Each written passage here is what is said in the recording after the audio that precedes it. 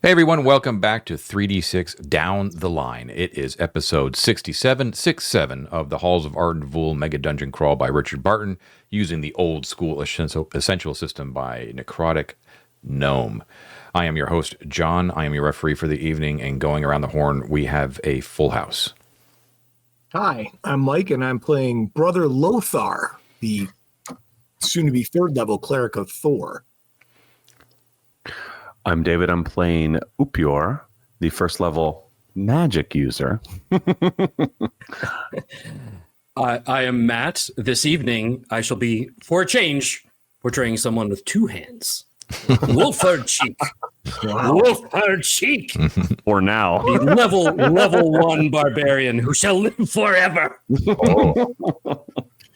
And that was the last anyone heard of him. I know we're not supposed to be doing too many bits during the intro, but I love Wolfhard's last name, Cheek. I just want to highlight it for everyone. It is a phenomenal last name. They call him Mr. Cheek.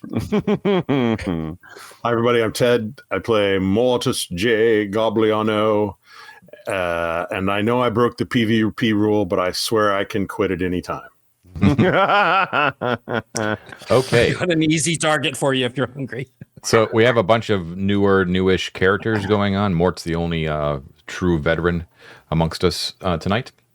So it is the 6th of Gelenios. It is 7 o'clock p.m. in the debouchement, which is the reason why they were able to change out their characters, because they're in a safe haven and can switch out their primary PCs, which is good for them because 2 of their former primary PCs are rotting back at the Well of Light. So we lost Misophase and we lost... What happened? Sorry. Mike. Mike had an itch. I detect a bit of bitterness there. Yeah, we lost Misophase and we lost Darius to... We didn't lose him. I know where he is. So they have retreated from the Well of Light after a unsuccessful assassination attempt against Geralad the Grey, serving only to anger and annoy him even further.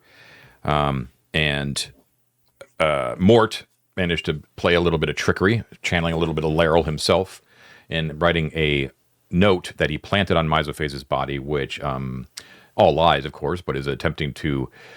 Should that note be found, swayed Geralad into believe that Misophase was actually a Setite agent sent to sow chaos in Geralad's realm in order to break up that newly founded alliance between Geralad and the Setites, to hopefully alleviate some of the burden that is upon the AV Club right now as far as people who want them dead and wiped off the face of the earth, which is quite a large chunk of people right now. Thankfully, they have made friends with the goblins, so they do have that slight little safety net. However, that safety net has since been rent a little bit recently at the end of last session, because one of the factions that, well, not a faction, but I guess a faction unto himself, has decided to take it upon himself to ensure that the traffic must flow from underground. So Crostonisterex has raised, with a Z, the top of the pyramid that was being fortified by the goblins, and demanded the goblins keep it open to adventurers at all times so that riches can continue to come up from underneath and he can take his cut of them.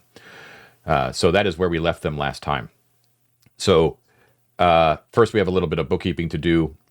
Right now you're literally in the debouchement. You are, the statue of Thoth is in the midst of you. You're kind of being talked to by Bottleneck and some of the goblins that came down from up top. Carrying, unfortunately, Lyda's body, which suffered fatal wounds from Crostonisterex's attack. So Lyda, the little insane girl that they found in the chambers of the lost cult of Arden, is dead, unfortunately. Trefko is also there, looming over everyone. A little string of drool is slowly coming out of his tusked face as he looks upon the goblins, which look delicious to him, but he's been told not to eat until further instruction. And all of the goblins, having been told by the AV Club to take it easy with Trefko, are looking at him with apprehension. So Darius and Misophase are dead, so Mike is going to be playing Brother Lothar, who has seen a little bit of action, actually. So because he was in XP waste territory and we are at a safe haven, he immediately bumps up to level 3 because he has XP to burn. So let's do you real quick, Lothar. You're going to roll for new hit points and let us know what new additional spell you've memorized, because I think you get one more first level, right? I do. Cool. All right, so I'm rolling a 6-sided Great. 5. You guys, Hey, I have rolled a 6, a 6, and a 5 for this dude. Nice. Awesome. Con bonus? I can't remember. Pretty good. No con bonus, unfortunately, but that does raise my hit points to 17, which is pretty robust. That's pretty great for third level. No joke. And then for my other, you have the same. You have the same hit points as Avaricios. hey man, you know. And the spell? And the second, so I had already memorized light as my first level spell that I got at second level. Mhm. So now I'm going to pick up Cure Light Wounds, which has an added bonus of like unparalyzing people, right? Yeah, it's an OC thing. Yeah, that's awesome. Ghouls were a big deal apparently in the older days. That's why elves had that very specific can't be paralyzed. Then you have Cure Light Wounds, which cures paralyzed. Apparently, ghouls were stocked everywhere. So now you're not forced to actually memorize light since it's a new day. So if you want to choose a different first level spell, then I'm happy with it. Okay, so light and Cure Light Wounds. Yeah, sounds good. Okay, that is Lothar. Next up, we have Upior, who we've seen briefly whenever we had the team split a couple months ago in real time. So Upior was once a necromancer, and he has recently actually we have changed our spellcasting rules. So I'm not going to go through them all now, but the long and short of it is that we are rolling in all necromancer and illusionist spell lists into the overall magic user spell list, and therefore removing illusionist and necromancer as separate classes, and there will only be the magic user, the half elf, and the elf that are arcane casters, and they have access to all of those spell lists. So we redid Upior slightly, just basically changing his class to magic user, and we re-rolled for his random spells. So if you want to take a look at the new rules, they are available in the link below in the house rules description, or you can go to the website, which also has our house rules all there, and just look for spell casting changes, and you'll see them all there. And if you want to see me actually walk you through those rules and my reasoning, I highly suggest that you subscribe to the Patreon, because there is a Patreon exclusive video where I go through all of those changes. For the nonce, though, David, why don't you let us know what new spells you have in your spell book and which ones you have, what one spell you have memorized for the day. I was very fortunate on my rolling, I have to say. Yeah, good rolls, and yeah. Though I won't do too much of a preamble, but though ostensibly I'm a magic user now, not a necromancer, my spells are almost a pure expression of Upior's original design. Yeah. Than before. It's really wild what dice can play out. So the spells I have: read magic as a default, right? I have charm person. I have chill touch. I have hypnotism, I have marionette, and then I have protection from evil, which I learned from the witch doctor a few sessions back. Mm-hmm. Mean guy. Yeah. I mean, well, sweetie, here's the key. Sweetie, we'll find out. But, death can be sweet, death can be warm and welcoming. It's a really cool thematic selection of spells, and they were legitimately rolled randomly, so it was pretty cool. And we also can't forget that Upior is also huge and muscly. He's got an 18 strength, right? So I have a 17. 17. Yeah, regardless, big. Okay, and yes, Ted. I have a question for David, which is, as we go out on whatever delve we go out on today, you're only carrying with you Upior's spellbook, right? Yes, I only have Upior's spellbook. I also forgot to mention I have marionette memorized, John. Marionette. You said it. Okay. Oh, I did? Okay. Yeah, I'm very intrigued about that spell. The reason I ask, John, is I don't want to get into the details now on camera, right? We can work it out later. But since we're in a safe haven, I would like Titus to be working on his spell book with the others, from getting spells from the other spell books that are in the stack. We'll get to that stuff. I'm going to ask everybody about downtime in just a second, but I'm not done with character logistics yet. Okay. Lastly, we have Matt, who has a brand new character. We've only ever seen Matt play Lisbeth previously, so this is a kind of a big moment for Matt because we're so used to Avaricios. So tell us a little bit about Wolfhild. Wolfhard Cheek. Yeah, so Wolford Cheek is a lovely barbarian gentleman. He is mature, a mature gentleman, shall we say, who basically looks like if you wrapped a bunch of like knotted rope in beef jerky and put some like scruffy white hair on top and add a mean squint. And if you could imagine, if he had a lawn, he would be yelling at you to get off of it. Cool. What's he armed with? He is armed with a sword, and a shield, John. Very good. Okay, cool. He's wearing some chainmail, and that's it. Right on. All right, so we got a barbarian in What our else midst. do you need, really? There's a barbarian literally at your gate. Okay, so also with Matt, Elizabeth, you told us, has gone up a level from the last time's XP, correct? And this is a very big level for Elizabeth because she moves into a new bracket. She's level 5. She gains all of those combat bonuses. She gets new hit points, of course, for going up a level. And this is the magical level for the divine casters, where she gets both a 3rd and a 4th level spell, brand new. So why don't you roll for hit points for Elizabeth? Okay, let's see. What is she? She's a D6. All right. Okay. D6. Come on, girl. Oh, 1. That's not great. Big old 1. Does she have a con bonus? I believe that she does not. Yeah, she's just got a 10. Her con is a 10.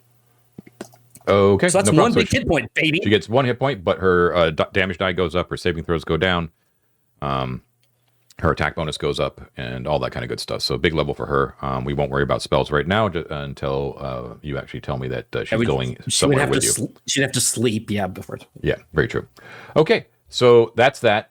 We should keep in mind that the party has lost some majorly powerful items to Garrelad. Although you don't know if Garrelad knows exactly what he has on him, but you know for a fact that the last time they were seen, they were in his chambers. That would be Clavum, the spear that can be turned into a lockpick. Larl's cloak, which is an artifact, which is probably the most brutal thing to lose. And there was a magical spada that was taken from the lost chambers of Arden. Those were all lost by Darius's capture and then subsequent death. So just be aware that those items are no longer part of the party's panoply. And just to clarify, Mike, Clavum, was it in lockpick form or was it in spear form? It was in lockpick form. Okay. So you've got a bunch of different options here now. Because of the change to my spellcasting rules, magical research for both clerics, druids, and arcane casters should be much more appealing and much more reasonable, and something that you could legitimately think about diving into, because the reduction in the amount of time it takes, as I have reduced that greatly in order to accommodate Megadungeon campaigning. So as far as your downtime activities go, keep that in mind. Your non-primary characters can engage in downtime as long as it doesn't take them basically out of the safe haven. Like you can't send them on missions, basically, right? Because then they would actively be delving or adventuring. But as long as they can want to do stuff here, so they can learn languages, they can build defenses, they can train people, they can research spells, they can attempt to create items, that sort of stuff. Now, all of that is potentially can be done if you've got 1, the time, 2, the money, and 3, the raw materials that you perhaps may need to do any of that sort of stuff. But other than that, there's no real set systems for these, right? Like mechanics. So it's just basically kind of dreaming up what you kind of want to do. And you're not beholden to do anything. Like you don't have to have every single character in the stable be doing something. But this is your chance now while you're regrouping in the safe haven to sort of think about that sort of stuff. So what do you guys have any plans or anything you want to do? Well, Titus definitely wants to copy some spells to his spell book. That's okay, the main thing. So what spells did you want to copy? I don't actually have the full list of everything that's available on all the different spell books. I just wanted to worry about it like off camera. I just wanted to say that's what we're doing, and then we'll pick it up next time, because I don't expect to play Titus tonight. Okay, that's fine. So you just want to be able to transcribe as many spells as you possibly can given the time? Yes. Okay, and do you have ink? He'll have to buy materials. I'm hoping he can get that stuff in the goblin market. He could, yeah. Okay. But yeah, you will have to buy that. Fine. That's basically the only thing you really need to do transcriptions, assuming that you have the book. Okay, so let me mark that down. So Titus is going to be transcribing. Yeah. Okay, and what spell books are we talking about here that we're pulling from? Oh, we've got Cassandra's spell book and Isos. Isocritus' spell book. We recovered Mysophase's spell book. Trustees. Trustee's spell book, and I think there might be one more. Onweir's spellbook. Onweir's spell book, yep. Onweir. And then you also have access, should you go down to the Goblin Halls, you can also learn from the witch doctors. Yes, we also have Blonde Begs, if you didn't mention Blonde Begs. oh yeah, Blondevegs, yeah. Oh, Blondevegs, So we got a bunch of spells. I'd like We to have an go- enormous amount of spellbooks. So this is what I was talking about, though, right? It's like you've got all of these spell books, Yeah. and no one has ever done any magical research. Yeah. Right. Yeah. So now this That's why it's will been a open it up. conversation for us. Yeah, no, Yeah. exactly. Yeah. Titus is going to get started. He wants to, set up a desk and get a quill and start turning himself into a better wizard. Okay, / cool. elf. So got it. So that's Titus. Does anyone else want to have a character do something during downtime? Mike? Go ahead, Mike. I would like to have Breggy lend his dwarven knowledge to defending the debouchement. So in building defenses, basically using his stone knowledge. Nice. Yeah, basically like that, or and then we had talked about potentially throwing some money at the goblins. I mean, Craster, whatever his damn name is, Cross, he may just want cross. trade to flow through the pyramid, but he can't come down here to say boo. So if the goblins are interested in keeping out parties, then I think we can help finance that to secure our own safe haven, and then also have Breggy help them figure out defenses, right? Yeah. And So the then- discussion about what to do with defenses is another conversation. But just as far as Breggy specifically doing downtime, should you decide to fortify in any manner at all, Breggy will be lending his knowledge to that, right? Yes. Okay, Correct. I'll say that it'll probably have some sort of beneficial effect, either reducing time or the money required.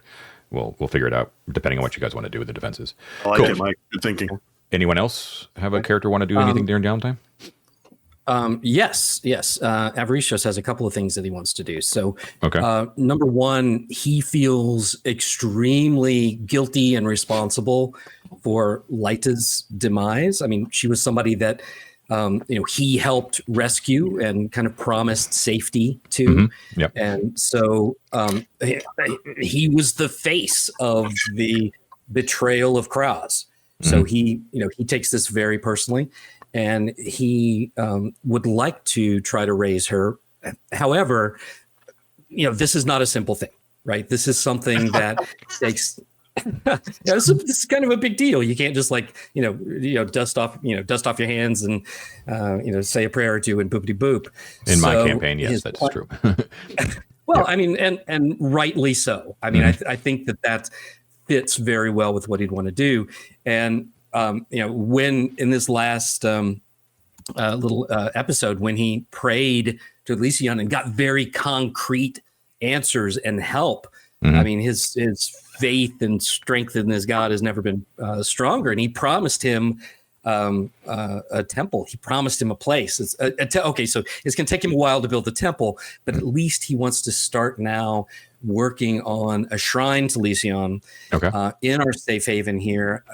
I don't know exactly the place, but he's going to figure it out within the next couple of days to secure the materials from the goblins below, to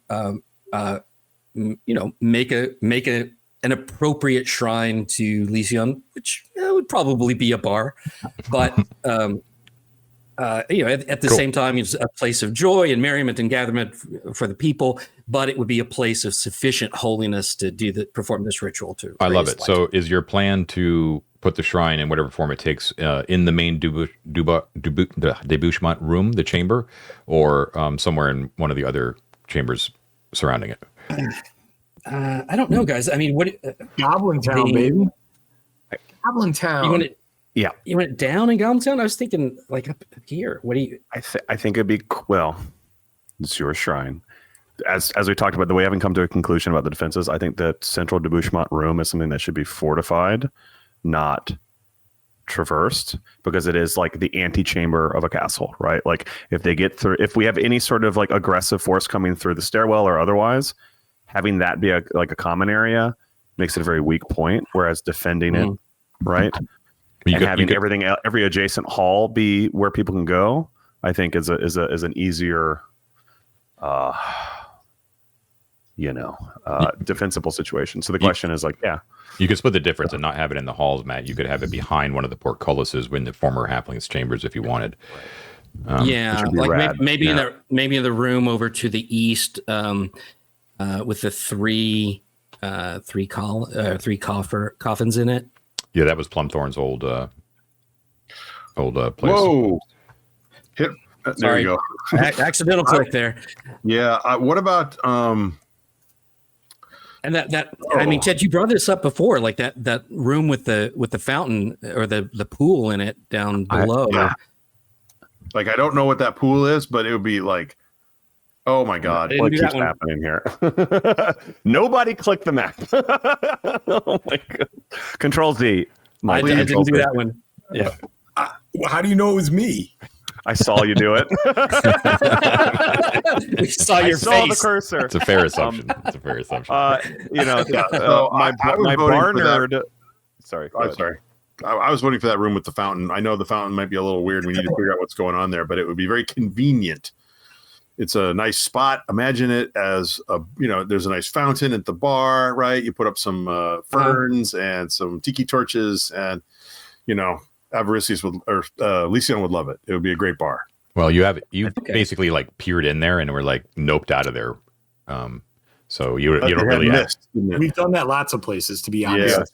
Yeah. So I have a couple thoughts. Would it be fair to just say though, Matt, that you're spending your downtime initially to sort of plan it out, right? Like to kind of tour around the area to kind of see where the best place is, kind of get a feel for what you're looking at. Is that right? So yeah, that's the deal. Yeah. Okay. You don't have to make any firm decisions. That's fine.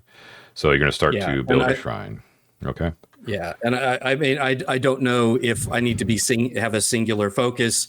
If I can do two things, then I would also want to help with the planning the defenses down there. I mean, fine. In general, we're still having some debate about how we want to do that and the details of it, but he would want to. Those two things are very important. I would say that you can probably do, depending on the activity, multiple concurrently, unless it's something like research, like spell research, which does require uninterrupted focus at all times. Okay. Okay, cool. Anything else for Avaricius? No? I I don't think those. You should go ahead. John, do we know how much of this level the goblins have actually occupied? Like, have they crossed the chasm?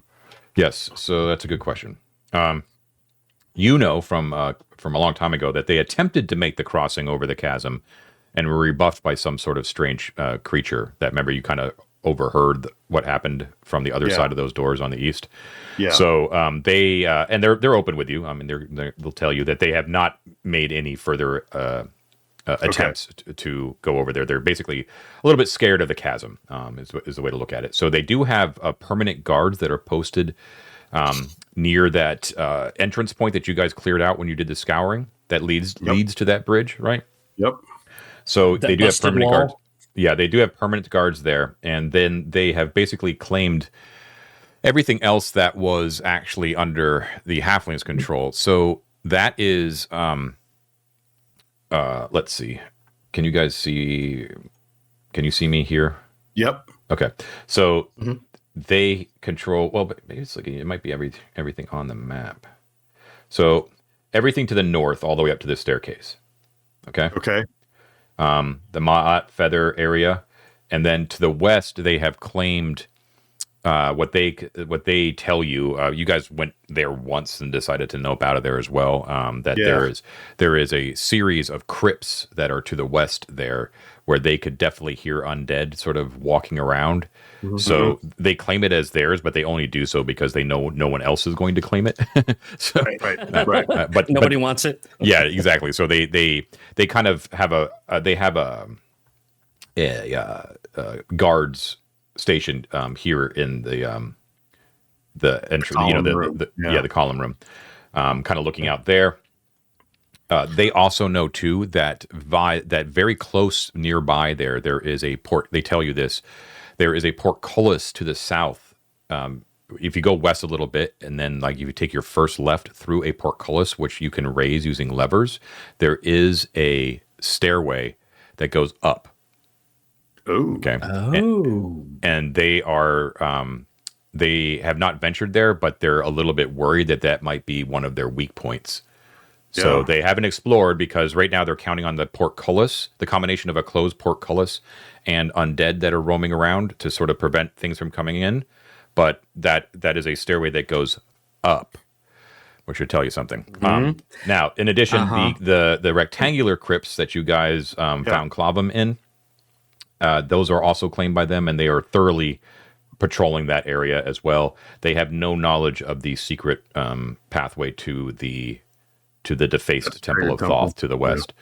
And then they also claim everything to the south, the pyramid, the pool room, and they also claim corridors to the southeast, which you guys have not explored yet, but they do say that they claim that area as well, and they claim that southern passageway all the way to the barricade that leads to the beastmen areas.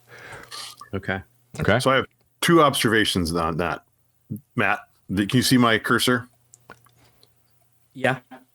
That room right there might be a good place for your temple, because then it puts us sort of control of access to those areas over there that I don't necessarily want the goblins running around in because of the teleport fire and the pyramid of evil and all that stuff. Just a thought. And then the other thing would be, if they do not fully have control of and they have suspicion of weak spots like over here, that's a case for not just fortifying the staircase up in the débouchement, but literally fortifying the whole débouchement. Which is what I was suggesting before. Yeah. Like, cutting it in half, maybe even, so that everything to the south is very, very defendable.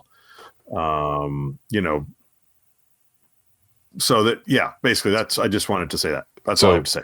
The room that you suggested would be pretty appropriate, Matt, and for David's benefit as well, because that was where Blonde Vega had set up and where the mortality making was going on. So the remnants of his laboratory are still there and can be repurposed with raw materials to become like your desk or your shrine or your bar or whatever it's going to be. Right. It's not. I mean, you could haul that stuff easily out of there, but it is already Throw it down the chasm. Already there, and you get a nice breeze off the chasm. So No spiders or anything coming up. yeah.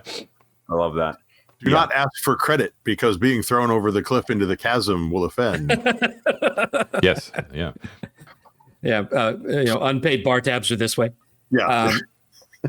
So a couple things real quick. So John, if that area to the west that leads up to the Ma'at feathers, if that is secure and under control, is it hand waveable to say that any of our any AV members that want a Ma'at feather, Yes, can just kind of get one? Yes, that's to fine. have It'll one, be which is my nice benefit of the safe haven. Yeah.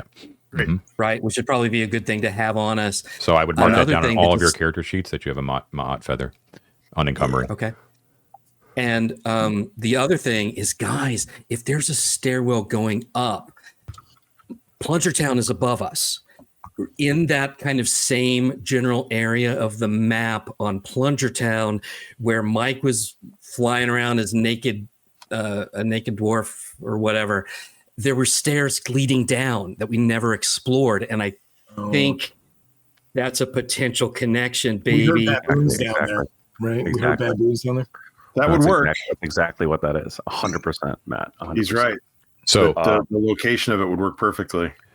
So when adventurers were coming through here, okay, and this is kind of what Cross wants to happen as well, although Cross doesn't really know where people go. But the idea is that as the main entrance to the dungeon, most adventurers would head west from the Ma'at room and go into those crypts and disappear or come back or whatever like that. A lot of other people would go directly south in the debouche and actually reveal the concealed door behind that ape statue and actually go down to where that the Bottlenecks map had labeled it as Gog.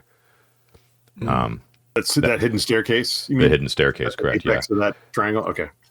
More would go down the southern passageway towards the beastmen, in that direction there, and that would be the end of them. And then some would actually go north through the. Let's see. Can you see my thing? Yeah. Yeah. They would go this way, and they would either travel up to the staircase here, or they would go east. Towards the chasm. Towards the chasm, yeah. Yeah. And Okay. then get beat up by that dust elemental or whatever it was. Did we ever go up that spiral staircase to the north? Yeah, that's our secondary route. You came down from there when you were on your mission to do the scouring, and we really rushed through it. Okay. So I very quickly described. Huh? So yeah, you're right. We took that staircase down. Yeah. Where did that exit? So there was like a villa or like an old building on top of the ruins of AV, and you went down, and there was like a pillared hallway. There were centipedes that attacked, but because I was trying to rush through it with all the goblins, I was just like, you defeat them, and then you could hear the basement, right? You could hear and see that there was light and sound coming from some place off to the east on that level, and then you also encountered sturges, or heard the signs of sturges, and then you just kind of booked it as quick as you could past there. But that's like a whole level that you haven't even explored. Yeah, that was the basement, I think, right? What we call the basement, correct? Yeah. Mm-hmm. Yeah. We don't have it mapped at all, though, do we? No, you did not. Doesn't look like it. Okay. Yeah, because we specifically ran through as fast as we could. Correct. So if I marked it to the basement in quotes, that would be that'll help us remember. Mm-hmm. Okay, so that's Avaricios. Who else do we have here sitting around? Holden, the mage. We've got who else? Is that it? Just Holden? Yeah. Yeah. Oh, okay. So Holden want to do anything? Yeah. I think Holden will either help. Well, sorry, I've been holding my hand for a while. Speaking of Holden, I have a lot of things to say, not to rewind too much. I think what this conversation is illustrating is that a immediate priority for us before we can make any sort of informed decision on anything we do on this floor is that we need to explore the rest of the floor. Yeah. I don't think it's safe to really do anything else major prior to doing that because we have so many question marks, and we've just reemphasized that several of them lead to areas of danger. So tentatively, I would say Holden is going to start studying Mithric from the Mithric book. So that we have another character who knows Mithric. Mm-hmm. That's the only thing Holden's really useful to in terms of his knowledge, unless he's helping like lug lumber for defenses. So I think right now I'll just say that. Okay. But I do think I really love, for instance, the bar idea. I agree with what Ted's saying. I think we have to explore more to really know our full vulnerabilities. But I would say, for instance, the pool room from a thematic standpoint, I love. Put a bar around this mystery pool. Oh my God. But here's the thing. Love it, right? But we are really relying on the fact that the goblins don't like to go into the pyramid room, but no one else is going to feel the same. And that is the literal heart of our campaign. Because everything we own that's valuable is in that pyramid. It is the heart of our campaign continuing. So getting anyone near that pyramid is incredibly dangerous in my mind. So I don't want any hallway that leads to it to be accessed by anyone without a guard, right? Is kind of my vibe, or just blocking it entirely. Yeah. Well, I do imagine Titus is set up there doing his homework. Yeah. And so the question by extension becomes, do we feel the same about the fire portal? Do we feel the same about X, Y, Z, A, B, C, D, E, right? Yeah. And so I think a really good priority for us right now might be to figure that out by exploring the rest of the debouchement and seeing what those critical areas are and where we might want to defend them. And while we're doing it, maybe throwing Trefco at the base of the stairs and saying, don't let anyone come down here while we're gone, right? I don't, or some version of that, right? But that's the only thing I would pitch right now. Because I'm really aware of the fact that we're just kind of fumbling in the dark with this situation. With literally. Yeah. Go ahead, Mike. I'm going to build on that just a little bit and say, I think also if one of our concerns is Setites, right? We know that deface temple is like a Setite, was defaced by Setites. And that gives them a really easy access to where we are. So I also would love to do a little bit more exploration on this level. 100%. I was wondering though too, is we have access to a vault down in Goblin Town, and I understand not wanting to put all of our loot down there. But Split it up, maybe the pyramid part becomes kind of almost like a backup stash for us.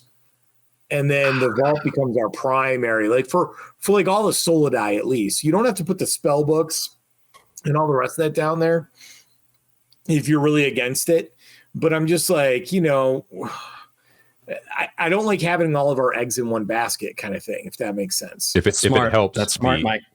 Master Life Cream's vault is guaranteed. Of course, nothing can be fully guaranteed, but there is very little chance that the Goblin Halls would be a destination for trade and commerce if that guarantee could not be enforced. So it's not just Master Life Cream putting his reputation on the line. It's basically the Goblin King is saying, I put my faith, I vouch for Master Life Cream. I, as the Goblin King, guarantee the safety of your goods while you're here at the Goblin Halls. So take that for what it's worth. I'm just saying, it's like, here's the thing. Every time we access that pyramid, we're worrying about someone finding it, someone seeing it. We're worried about keeping people out of it. I think that since that's also a two-way street to Plunger Town, I almost want to have it surrounded by guards, because you don't know when a bunch of baboons might come running through there. They won't, because we pulled the plunger from the Plunger Town side. No one can come in. So we erase their access from that direction. We have not pulled the plunger from this side, because pulling the plunger takes you into the center. Now, there may be a way to actually disengage it as well. But I'll devil's advocate a little bit, because I like where your thinking is, and I like that there's assurances to some degree through what John's suggesting. But I will highlight that just from a probability standpoint, even though I'm also paranoid about people seeing us go in and out of the pyramid room, the lowest likelihood of anyone knowing anything about anything we have is it currently being in that pyramid. And once we start stowing tons of treasure and pulling it down through the caves and the halls in front of a bunch of eyes into Goblin Town, at a place in which we just, like 48 hours ago, basically started an alliance with a Goblin King who might be usurped, with beastmen at his door, XYZ. I'm a little nervous until we have a more secure either alliance or border with them about moving a bunch of our wealth to that location, if it could become inaccessible. But again, all the eggs in one basket. Same reason you might not want to do it at the pyramid, right? So fair point, right? I agree with what David's saying. I think that's why we should do the Beastman Alliance now. And B, if Avaricios is in downtime and he's got to go down to the Goblin Market to buy a couple of kegs of whiskey, he could take 5,000 coins worth of whatever in the satchel, deposit it, and that's seed money for an emergency. If something happens up here, we've still got $5,000. Plus, we've got $8,000 at Gosterwick if we could ever show our faces under the sun again. yeah, fair. No, again, I don't think it's a bad idea. I'm just throwing out all thoughts there. I mean, frankly, guys, we have enough money that if we wanted to, put a bounty on Crass's neck, we could probably do that. So like the world is our oyster. Some hard type hitting dragon slayers come up there and go to work on them. I'm still going to pitch fire portaling into one of those spaceships. I'm just putting it out there. Fire portal, spaceship, pew pew, we got a key, rain of fire. I know. We have a key. I know we have a key. We could go there right now with the key. Okay. I know. So, you have Trefko here as well. Did you want to pump him for information or what? Very much so. Yes, please. Yes. So pump the monkey, pump that monkey. Oh my god. Okay, so isn't that a Peter Gabriel song? I think so. It was one of his B-sides. Pump the monkey. Without getting too much into the RP, Avaricios would want to ask Trefko about his history down there. Like, how long has he been down there, and what changed? Like, when did Garrelad show up, and like what brought him there, and how did you long ago meet? that was, and what changed when Geralad. So he has in. no memory of any time before Geralad. Geralad was always there. He has very. This would take like a while to kind of get out of him because he doesn't really fully understand it himself. But he has very, very vague primal memories of just hunting in the dark and eating and slaying and that sort of thing. But it's just they're just like sense impressions. It's as human beings we sort of have vague memories of things from when we were like 1 year old. You know what I mean? That's sort of like the same sort of things that he has. He has vague awareness of a time when things were darker and much more cruel and much more animalistic. But there wasn't like a moment where he suddenly was like, I'm awakened now. You know what I mean? Like he has no memory of that. To him, it's just Geralad has been his dad as long as, time immemorial, for as long as he's been down there. Well, on that note, do we get a sense of the lifespan of one of these guys? I John don't have that information, but They don't have four-armed birthday parties. no. Put it this way: Geralad is not. He is not an ancient figure, if that's what you're looking for. Right.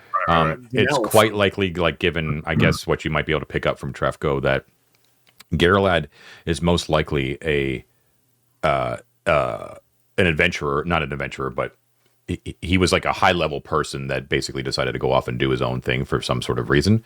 But within living memory, like there's no, he hasn't extended his life beyond what would be normal. Although you did see the eyes, which were different shapes, so perhaps his lifespan is longer than some of yours. Right.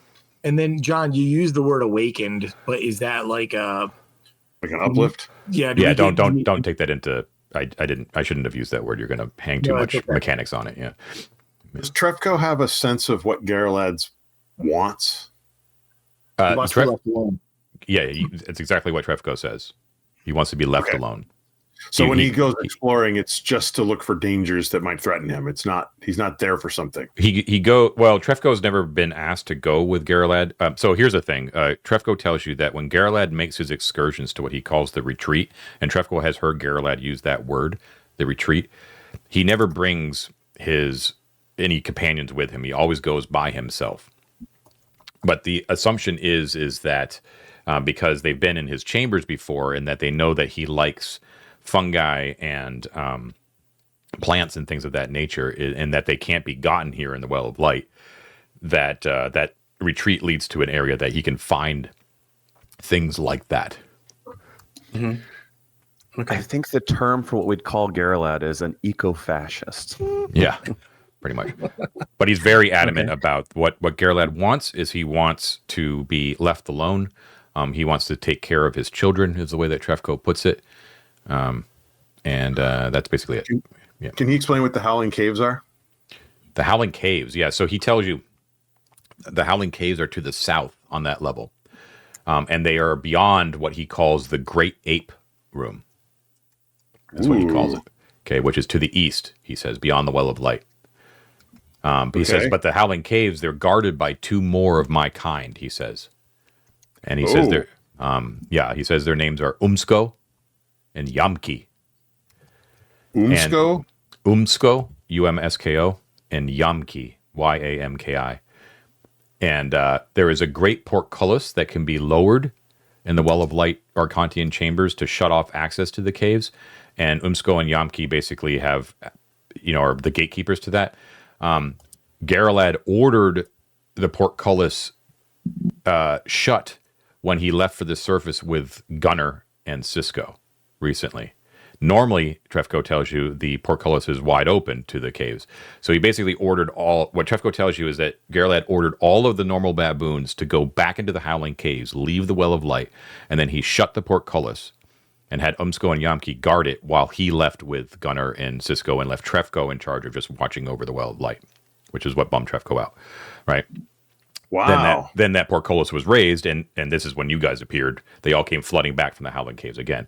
However, he tells you that the Howling Caves is a large cavern with surrounding small tunnels, mostly filled with rats, he says, that where most of the baboons actually reside. A lot of their women and children are there as well. But that is like their natural habitat. There's lots of them. He says there's approximately about 50 baboons that are in that large cavern. When Geralad mentioned going up to see who he called Rango, he intimated that there was a tunnel to the east of the caves that allowed this egress. All right. And in addition, Trefko tells you that there is a natural passageway leading south from the Howling Caves that leads to a tunnel system that goes all the way out to the cliff face. And if you could put your minds all the way back out to like episode 2, Yeah, when you were ascending the Arden Vader episode or whatever, you had heard baboons. You had actually seen a couple of them actually peek their heads out. I think we saw one. Yeah. Interesting. Right on. Does he know when they sleep? Is there like a nighttime and a daytime or activity levels when either the baboons or just more or less when there's nothing disturbing them, they have like an opposite schedule to human beings, so they're nocturnal. So they will they usually stay up at night and sleep during the daytime hours. Okay. And anything else? Okay, well,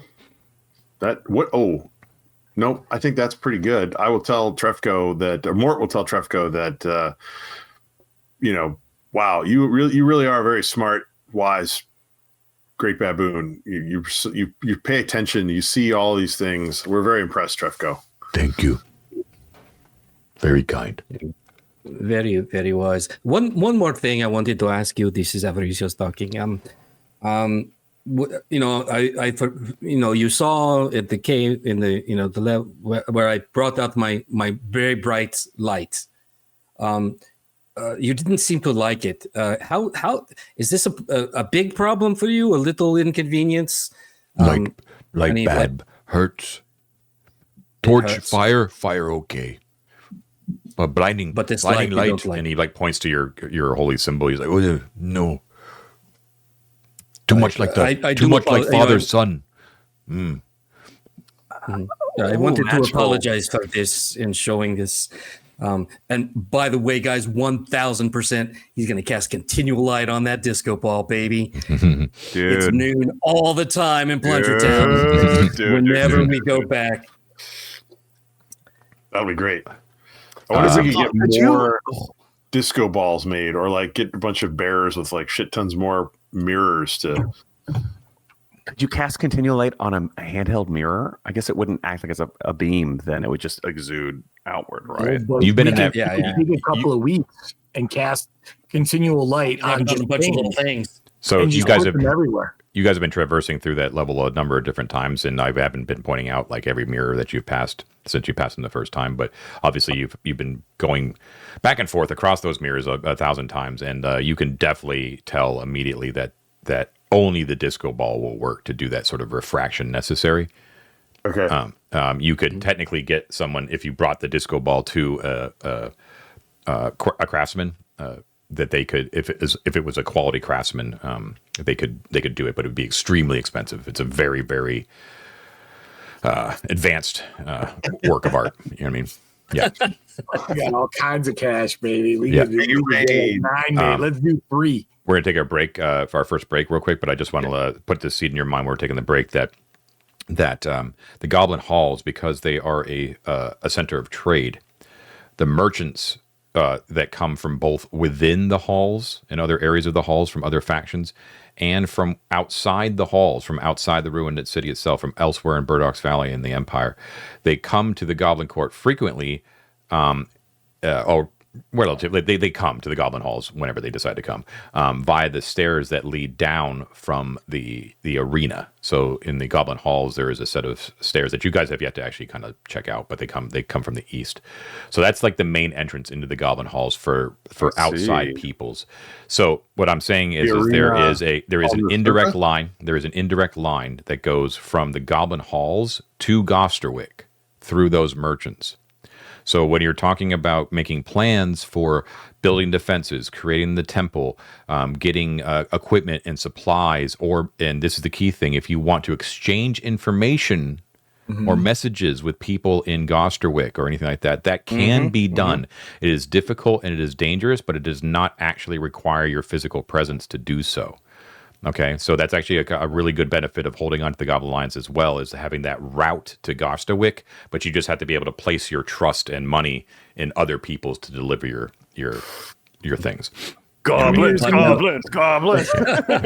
years into the campaign, guys, and we're just figuring this crap out. This is All right, I'll let you muse on that. I'll let you muse on that. We're going to take our first break, and we will be right back. Okay, we are back. Bladder's empty, beer's full. Okay, so they've been discussing their options off camera. What is the plan after talking to Trefco and getting all that information on the Well of Light? I think we're doing the Now you beastmen. put us on the spot. Yeah, I think we're going to talk to the beastmen and see how long it may or may not take to get a meeting with Count Scleros. But guys, let me ask you. We want to do that. Remember that beastman down in the Goblin Court. Oh yeah. Do we want to involve him in either way? Like either screw him by turning him in, or bring him up and apply him for some more information and let him go, or just leave him to rot in jail. That's another option as well. But he gave us a lot of info. So his name is Barrios, and he was a sheep-headed beastman, but he was a deserter. He was questioning the mother's way of running things for the beastmen. Yeah, he doesn't want to go back. Yeah, I don't think we should use him as any kind of bargaining chip until it's the last resort, because he seems was pretty very mean helpful. to do it. Yeah. I don't think so. Can I just But ask, we can. is What? Trefco someone who comes with us, or is he someone that we do not adventure with? You can do whatever you want to with Trefco.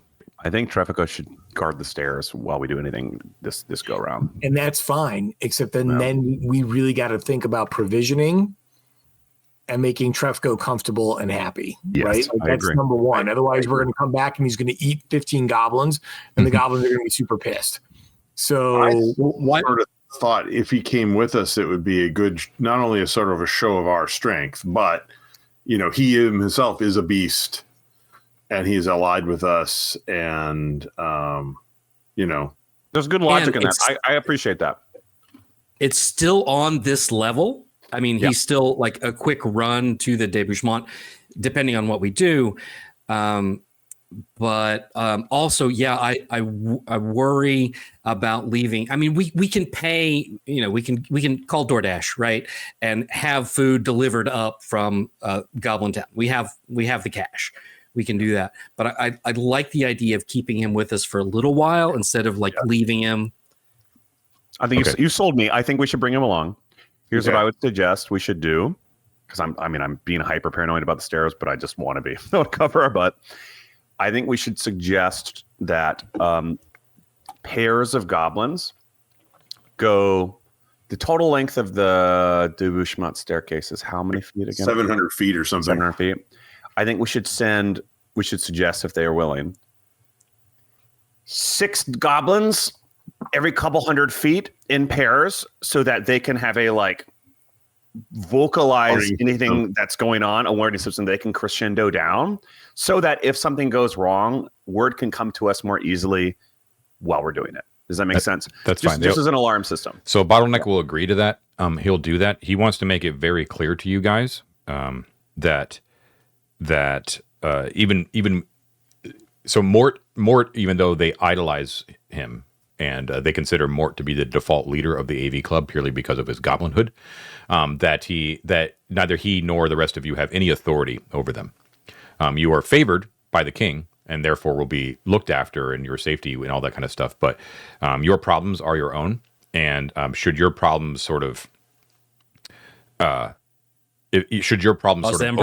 overlap with the goblins' problems, again, they never knew you, and they're very clear about that. Like the king was clear about that as well. Okay, so Yes. the way to gain more of that authority, where you could start commanding goblins around, is to do what the king told you, which to make Mort his right hand man, which is to defeat his enemies and create alliances and all that sort of stuff that I listed before. So just to make that clear, that they are not yours to command.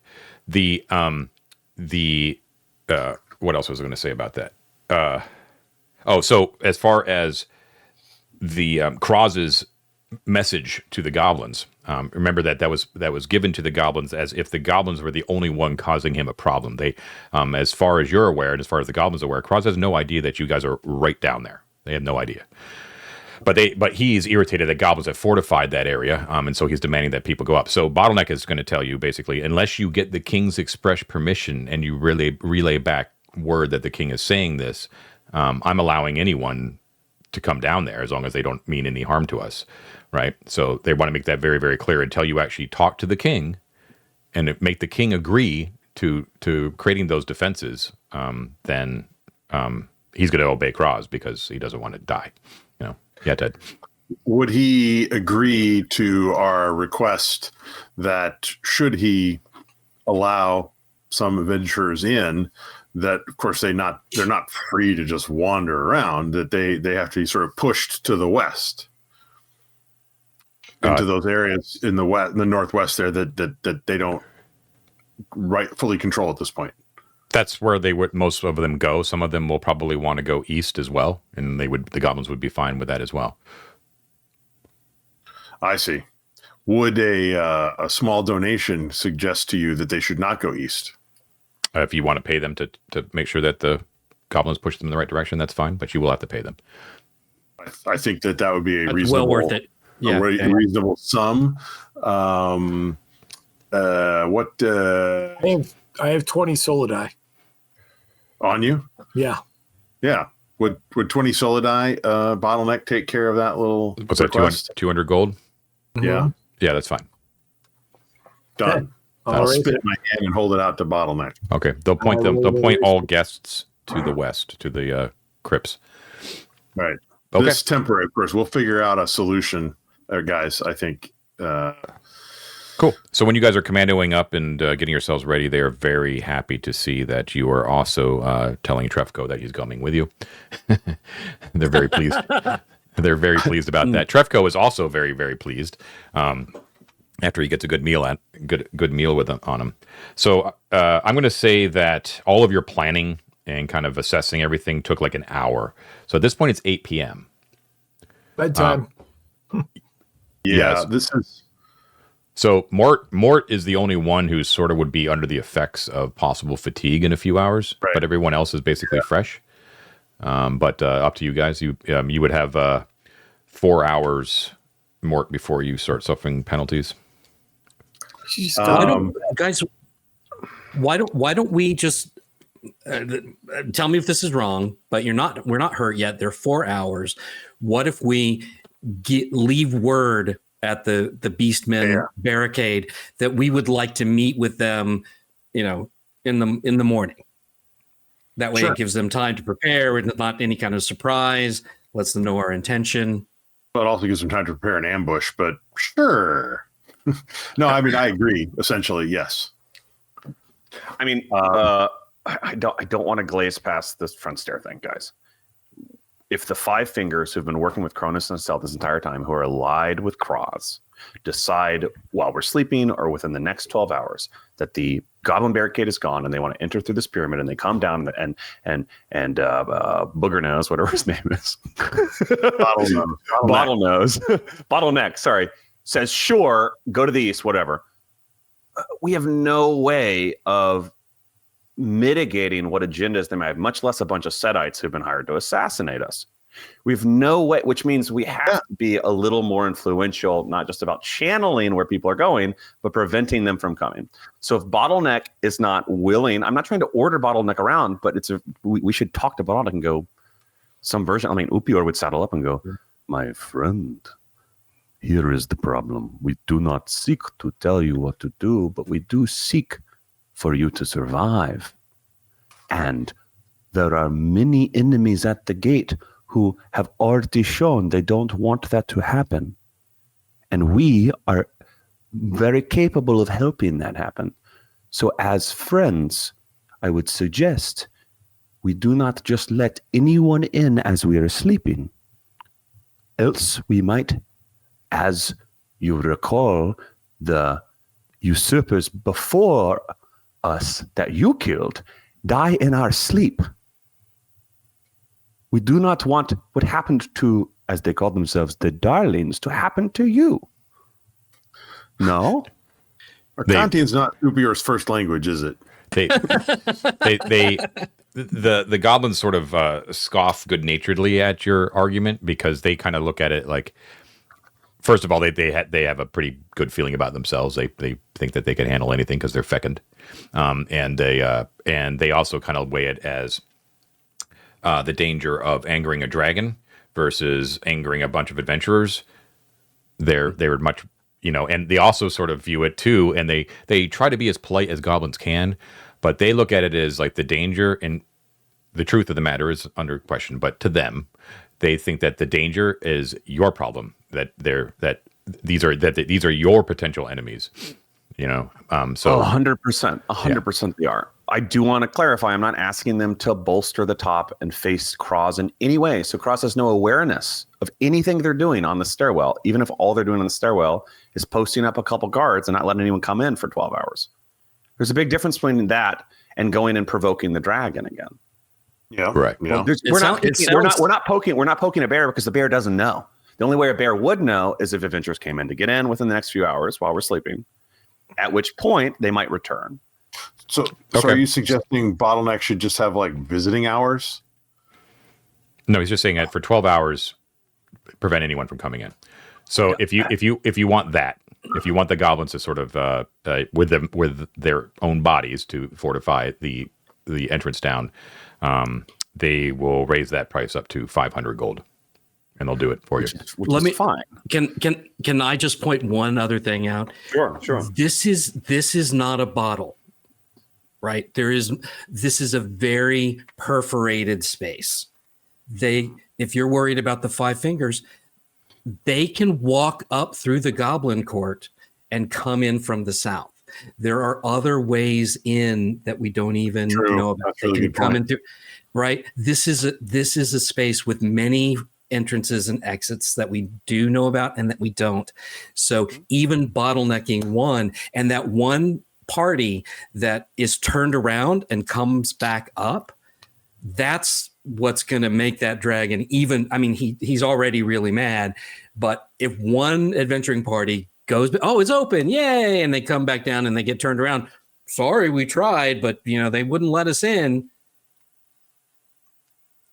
I understand. Kraz only extracts resources via Kronos and Estelle if he's not killing adventurers. If he's not killing adventurers, and he has a history of killing anyone who fails him, correct? No. The hypothetical adventurers that are trolloping down here, or that's not a word, trampsing down here and getting turned around or whatever. If they're speaking to Cross at all, right, are pissing him off by not doing something about the turning around. In other words, if he has enough influence, okay, we'll stop talking about this entirely. Yeah. Let's put a beat in it. What comes.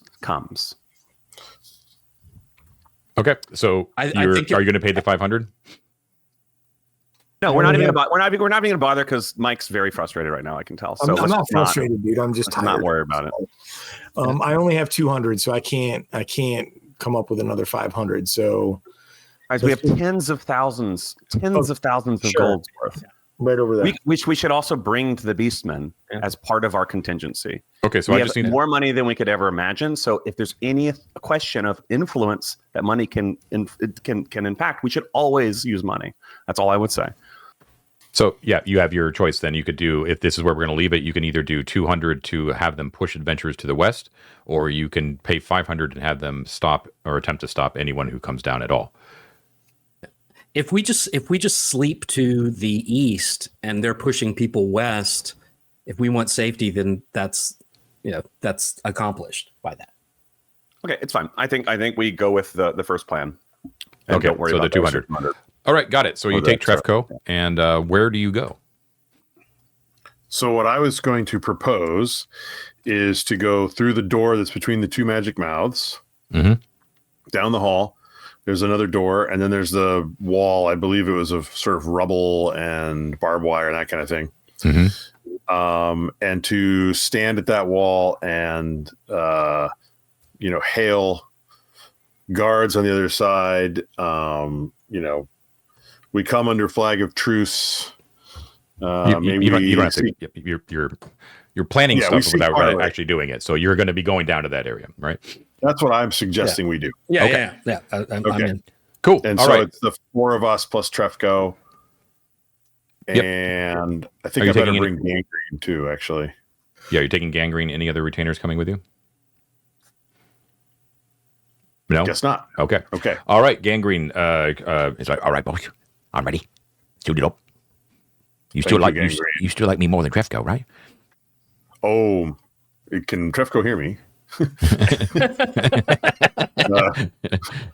Don't ask that question so loud, all right, gangrene? Come on. Yeah, he's like terrified of Trefco, but so he stays close to you guys. All right, so you head southwest. The dueling magic mouths go off, and you move past that door. There is obviously goblins that are basically stationed there most times, and they let you pass with just a nod as you kind of go down there, like good luck. And you make your way down that hallway to that door. Let's see, is there a no? Yeah. Okay. And I think we would be very mindful of the spike trap that we know is kind of right around there. Yeah. So you move through, and there was a spear trap that was actually there, right by the door, but that has since been tripped and is no longer in existence. The room beyond the door there has a barricade that's made out of large bits of furniture. Entire sarcophagi have been mounted there. Miscellaneous adventuring gear has been tossed there. Basically, like a low height barricade that spans the entire width of the chamber. And there is a spear that has an impaled, rotting halfling head upon it that is just before the door to the south, which is... Is that what my drawing is? That's a head. Right on. Okay. I was wondering what I had drawn there. All right. So you don't see any beastmen there. You should be aware... because you guys, I think, were moving out of here quickly just to escape when you were attempting to do the reunification. Yeah. That there is a corridor, there's a passageway that heads to the south there as well. If you are spending any time in the room at all, you can tell that there is a door that leads to the east after about 5 feet down that corridor. So like it ends after 10 feet, and then there's a door to the east there. So it ends at 10 feet, and then there's a door like this. No, up on the 10-foot block itself. Oh, it doesn't. Okay. Yeah. So more like there. Correct. Okay. Awesome. And I'm presuming that corridor leads down to the room with the other side of the arrow slits. No. It ends like it's just like a little corner there, and then it's just a door to the east. Oh, I see. Okay. Just like that. Cool. Yeah. Okay. Are there beastmen footprints or like booted feet prints anywhere on the floor, John? Yeah, there are. There are plenty of footprints here, both goblin, halfling, and beastmen. Mm-hmm. Okay. Well, can we listen at that door? I'm wondering, Ted, I think you're right. I think it's going to lead eventually to the arrow slit room with the horn. Well, we haven't crossed the barricade yet. I'm going to start time tracking.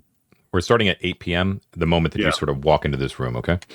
Yeah. I'm not. You want to take a turn to listen? listen? We do cross the barricade. I think we stay on this side and call out to the beastmen.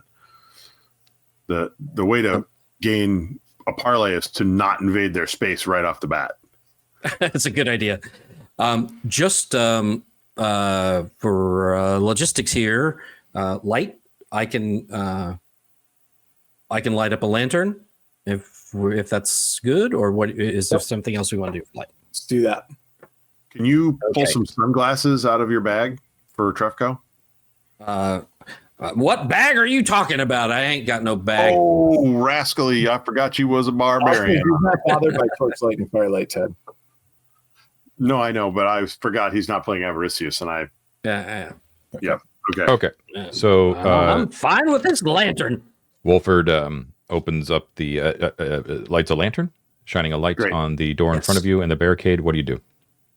I will call out to the beastmen in a full legionary sort of style of language, that we seek a parley to speak with Count Scleros, and I will identify myself as Mortis J. Gobliano and a diplomatic party sent by the Goblin King. We come under a flag of truce. Okay. There is no answer. None whatsoever, or None whatsoever. the eerie silence of people who are listening and waiting for you to do something else. That I cannot tell you, but you get no answer. Oh dear. Okay.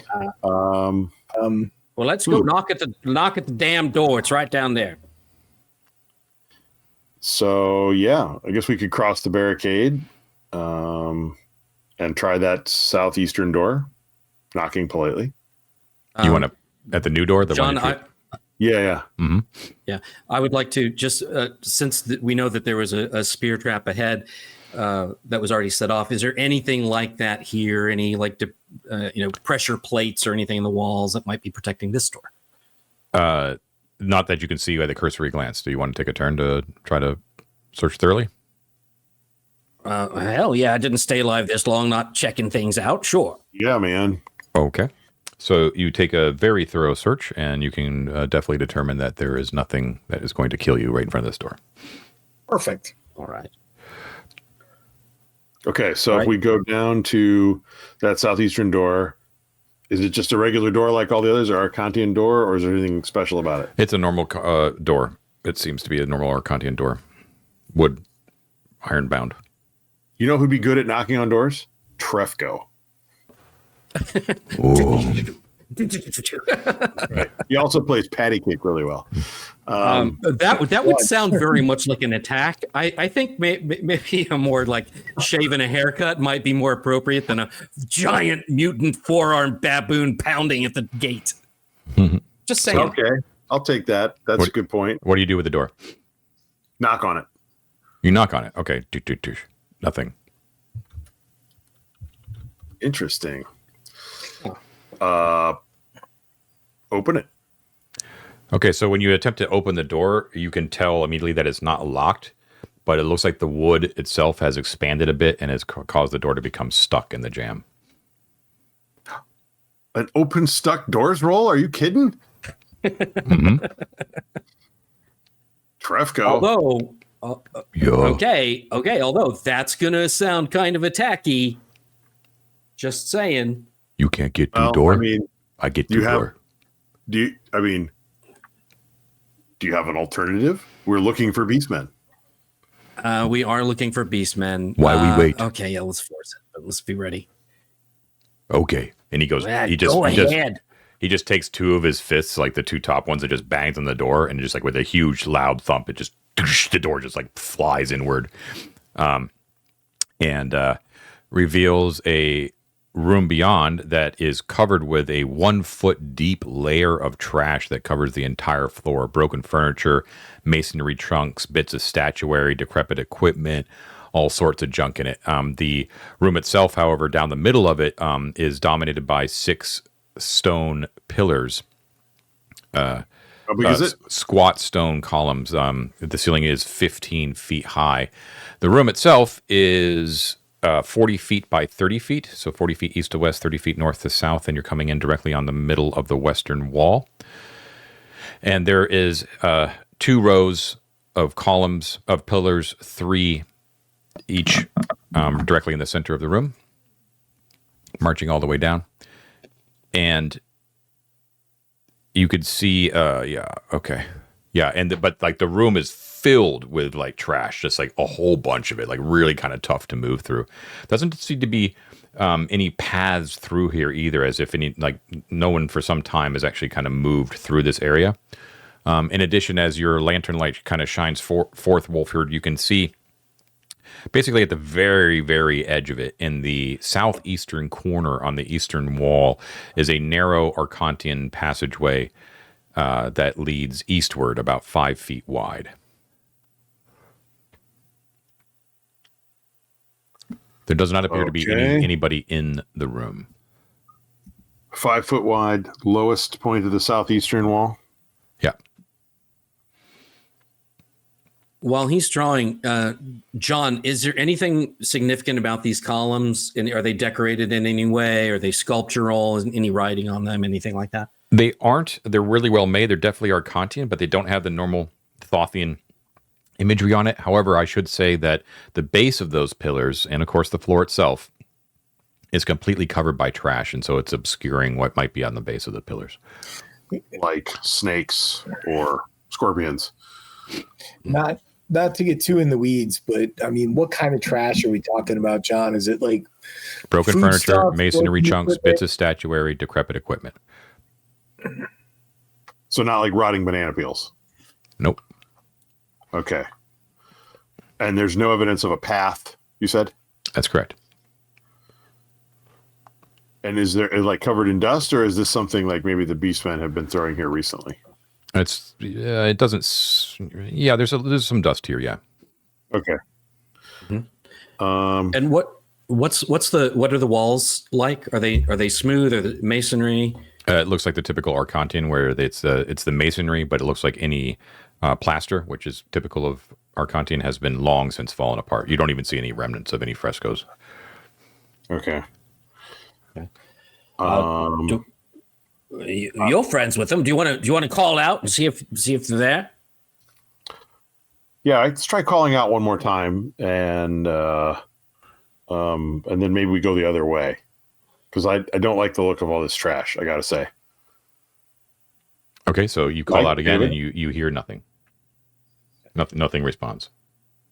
So guys, we either spend a turn looking for secret doors and sifting through the trash, or we stay on point and go knock on the beastman's door down to the south. I'm inclined to go south. So yeah, backtrack. I kind of like that, because there's also that in that hallway. There's that door leading to the west. that we can Yeah. try. Okay, so you do So not let's try spend the other any door. time in this room?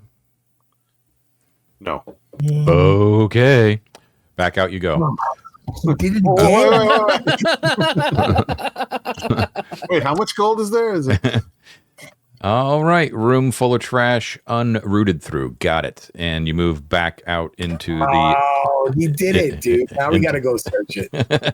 We got to go. back into the barricade room and You south. guys wanna go search it? It's not too late. I don't David? know. Is he rooking us? Of course he is. He'd do it either way. What do you think, David? I'm following your lead, baby. Okay. I mean, my thinking is we're here to look for beastmen, not root through their trash, but it is an unparalleled opportunity to root through their trash. Are there any distinct metallic rods protruding from these piles of trash? Nope. Oh, that's a really good point. We found some good stuff in the trash before. Are there secret doors to the south? On the south wall? Let's loot through the trash. We're going to loot through the trash, man. We're gonna root through the trash. All right. Spending a turn to loot through the trash. Okay.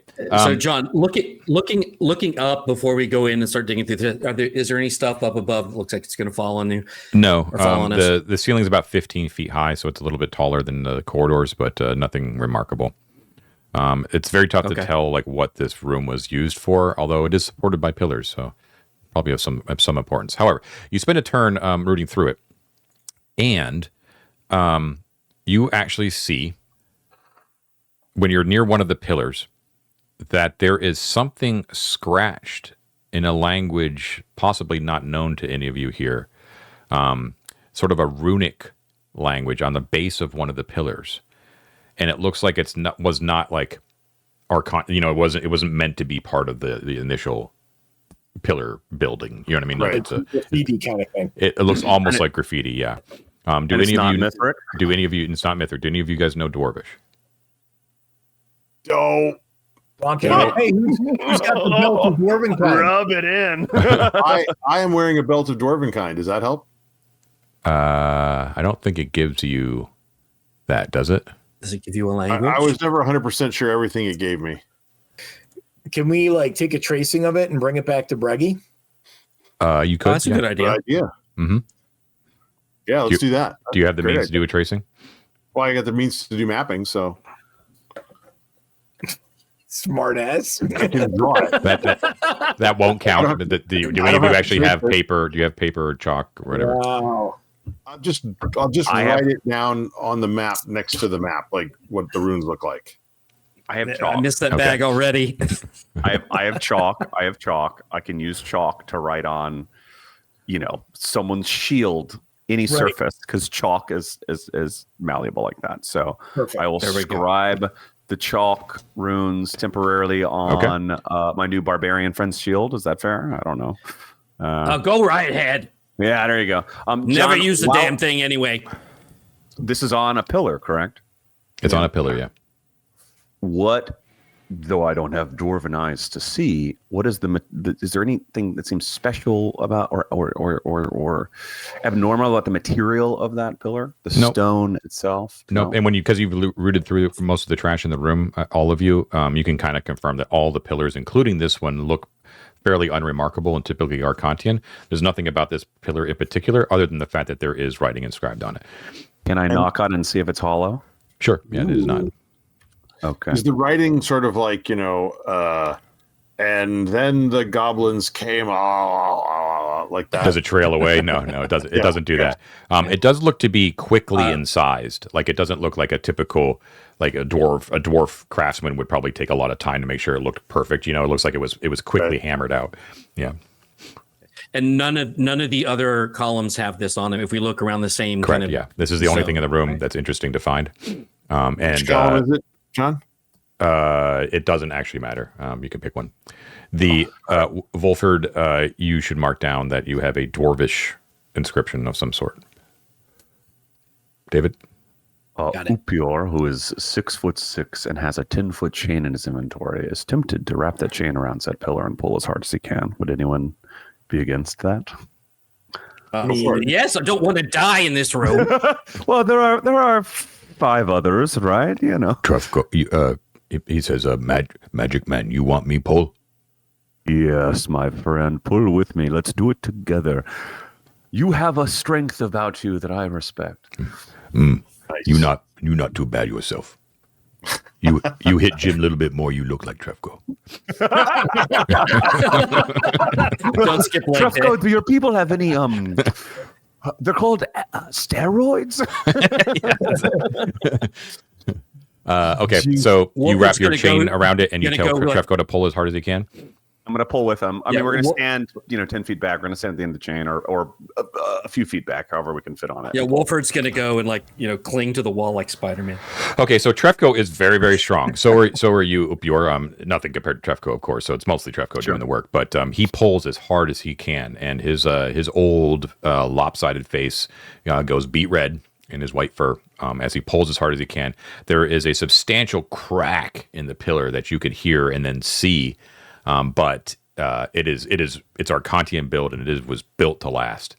And so he is not able to actually pull it over. But it doesn't seem to be. It doesn't seem to have been like a thing of artifice. Do you know what I mean? Like it looks like it really is like a really solid pillar. You know what I mean? Yeah. It's union Guys, built. we're gonna- one might say, Union Trefco. built, exactly. We're gonna fight.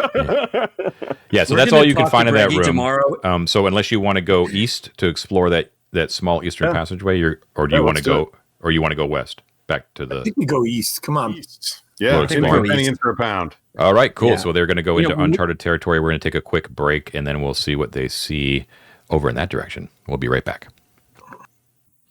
Okay, we are back. Bladder's empty, beer's full. All right, so instead of staying on track and talking to beastmen, they are going to go exploring. So, Looking for beastmen. We are We're looking. looking for him, I'm just John. giving- We're I'm looking just- for him. I'm just giving Come you shit. on. okay. Where are you, I should- beastmen? We're looking for you.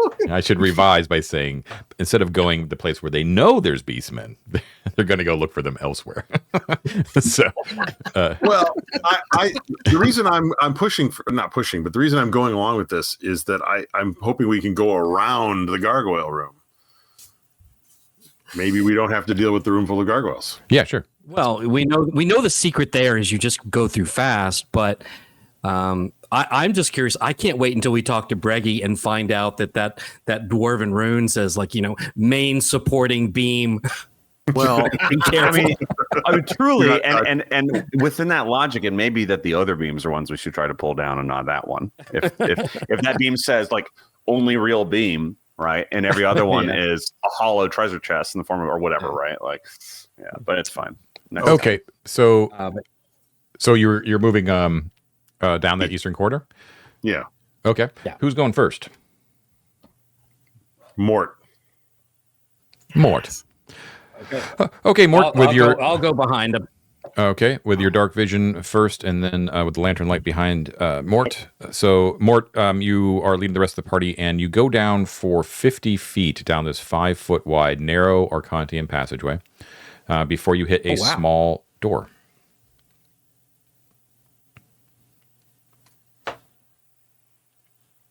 Okay. And there's nothing of note along the entire passageway.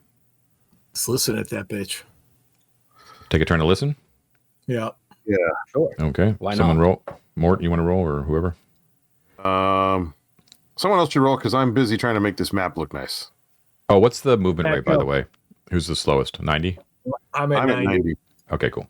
I'm at 90. Got it. Who's rolling? I'm going to listen I'll listen at the damn door. I'm not great There at you it, go. but what the hell? All right, roll it. A 1. Yes, that's what you needed. Yep. See? You hear nothing beyond the door. Okay. He cleans his ear out. I can't hear a damn thing. This is great. All right. It's like we have the crotchetiest adventure in the history of the world right now. This is, Oh, fuck you. this is like going on a road trip with my grandpa. Thorkins, man. Thorkins. Who brought the Thorkin along? Oh my god! right. Even the goblins are kind of like, "What the hell?" So, is it a regular Arcantian door? It Or is. are we looking at It's the small, backside of a secret door kind of a thing? No, it's small, but it's normal. Does it Small, look like the one that... I stand out of Trefko's way and say, "Would you mind?" Well, we don't know if it's even locked yet. And we haven't knocked. Bang, bang, bang, bang, bang. Is anybody there? You hear nothing beyond the door and no answer. Okay. All right. Is it locked? I try to open it. It is not locked, but it does appear to be stuck as well. All right. I step back and let the big smelly ape do it. Gee, He don't listen busted to him, in. Trefko. The small door bursts in. Here is what appears to be a much larger and much more grand version of the room that you were just in. Much larger, with 3 rows of columns that goes way beyond your torchlight. So it's quite a large room. So it at least goes 60 feet to the edge of your infravision, Mort, to the Right. east. Okay. It is a total of 40 feet north to south. However, just for your mapping purposes, Ted, it's basically like a 5-foot, like half of a square on the north and half of a square on the bottom to make that last 10 feet. Do you know what I mean? So it's like 3 squares and then like a little bit on the top and a little bit on the bottom. Does that make sense? And you're coming in. You're coming in. We the are middle in of the western wall. bottom, You're coming south. in the You're coming in on the middle of the western wall. middle of the western wall, Okay. and it's So it's like it's like 30, so like 3 full squares and then like a half square on the top and on the north and south to form a full 40. Does that make sense? Just wing it, Ted. It's okay. No, it does not. I'll If say it we're in again. the middle So, of a 40-foot wall, Just listen to me. Yep. 3 squares north to south, those 30 feet, and you're coming in the middle of the western wall. Okay. And oh, then I'm sorry. I thought you said it was 40 feet. It is. So it's 30 feet. So 3 full squares north to south. But then there is a half square on the north and a half square on the bottom to give you the. Now I'm with you. Yeah. Okay. And then there are 3 equidistant rows of pillars that basically shoot all the way towards the east in the middle of the room. Equidistant. Okay. The ceiling is 5 foot higher than the smaller room you were in, so it's 20 feet high. The columns themselves are much different than the ones that you left before. They gleam with hints of yellow gold. Ooh. Oh, And even more disturbing, maybe more enticing, depending on who you are, there are several bodies that lie amidst the columns in your lantern light. 2 appear to be well, that's never good. very small, but definitely not goblins. They look to be halflings. 4 appear to be beastmen, and 1 appears to be human, and it's a human wearing robes. Do these seem to be Arcantian robes? We've seen those quite a bit. Are they Tough to recent tell. bodies? Tough to tell in the flickering light. You have to get a little bit closer. All right, let's fan in and start searching. Wait, do we want to? That sounds like a terrible idea. Look at whatever's in here killed all of these assholes. Look at them. Unless they killed each other. That's the I think they question killed I was each other. about to ask. Easy way to find out is throwing a stone. Yes, especially one that comes back to you after a little while. Oh, did that ever come back to me, John? Yes, it would have. Yeah, Sweet. You do have the pebble. Yeah. Throw All it right. at one of the bodies. See if Hold it on. stands up. Hold on. Upior, I have a gift for you. Okay. Thank you, my friend. A rock, yes. You are very sweet, and I appreciate your beneficence. I will add this rock to my inventory and cherish it. You know, it's a magic rock, right? I pat you up. I pat Mort on the head. Yes, it's a magic rock. Where's my goddamn rock? Okay, what do you do in the room? Throw the rock, Upior. You're going to love it. Upior, you just gave this to me. Why would I throw it away, friend? Trust me. I'm a very honorable goblin. All right, I'll throw the rock. Okay. Nothing happens. See, it's magic. All right, so it's not a touch activated floor and not a sound activated room full of undead zombies. John, what's up? what's up above us if we look up? Yeah. 20-foot ceiling, you said. Yeah, 20-foot ceiling. There's just a normal ceiling. Okay. Columns No, go all the way up. like little alcoves or anything like we saw with the gargoyles that could come out. No, nothing like that. No. All right, I think we should move into the room. let's Okay. carefully at least go to the closest body and see if we can tell what killed it. Yeah. Okay. So y'all move into the room. Give me a second here. Just looking at something. Don't worry about it at all. Totally going to be fine. You can't possibly kill us, guys. We only have like 20 minutes left to play. How long does it take to kill us? Some of us not long. Okay. We still have to read the conquerors' names. We got, it's not going to happen.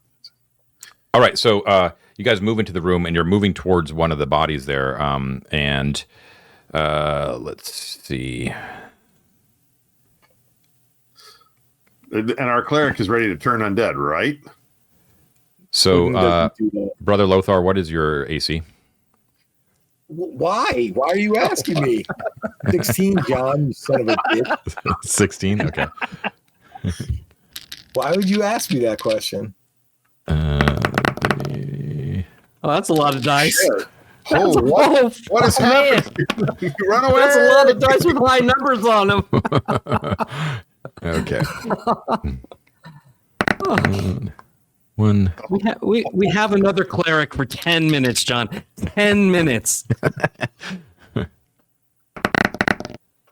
So let's see. That's going to be For those of you 16. listening, this doesn't sound good at all, does it? In fairness, wasn't Mort in the front of all of this? He was leading our group. Yeah, it doesn't matter. Everyone's in the room. All right, fair enough. sorry, Ted. Upior, what's your AC? 37. I'm going to assume it's very, very low. We're not doing No, I'm wearing chainmail. Oh, So yeah. I have an that's AC of 14. right. I forgot you're forgoing your yeah. Okay. One. Yeah. Oh, Murray, just looking at some dice here, you know. God, I don't know what's happening.